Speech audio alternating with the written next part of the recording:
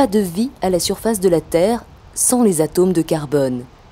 Ils ont le secret de l'architecture des molécules des matières organiques, celles qui structurent les cellules et permettent le fonctionnement de chaque être vivant.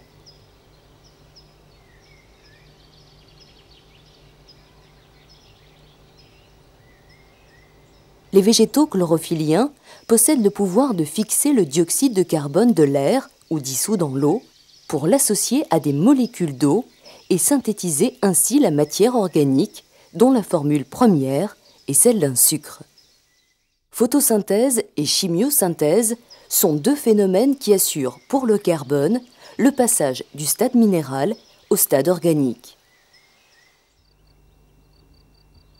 Cette deuxième fonction nécessite de détruire des matières organiques par respiration ou par fermentation pour récupérer l'énergie qu'elles contiennent. Dans le phénomène de respiration, l'oxygène au niveau de chaque cellule entre en réaction avec les molécules organiques, le plus souvent des glucides, pour libérer de l'énergie et produire du dioxyde de carbone, mis en évidence par l'apparition d'un trouble dans l'eau de chaux. La respiration assure ainsi les besoins énergétiques des cellules et le passage du carbone de sa forme organique à sa forme minérale. C'est la réaction inverse de celle de la photosynthèse. La surface de l'océan constitue une immense surface d'échange entre l'air et l'eau. Le dioxyde de carbone se combine à l'eau pour créer l'ion hydrogénocarbonate de formule chimique HCO3-.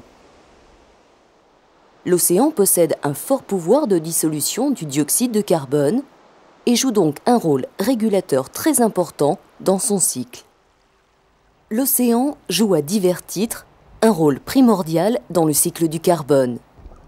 Les végétaux qui peuplent sa partie supérieure éclairée, algues de grande taille ou microscopiques, y réalisent la photosynthèse et utilisent le carbone dissous dans l'eau pour fabriquer leurs matières organiques, en contrepartie de quoi ils produisent également beaucoup d'oxygène.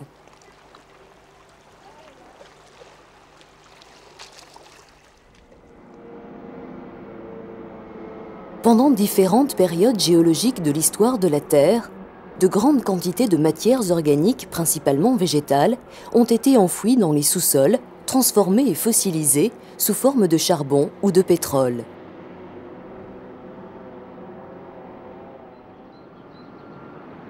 Ces énergies fossiles sont aujourd'hui très fortement exploitées pour les industries, le chauffage, la production d'électricité et les carburants des véhicules, essence des voitures ou kérosène des avions.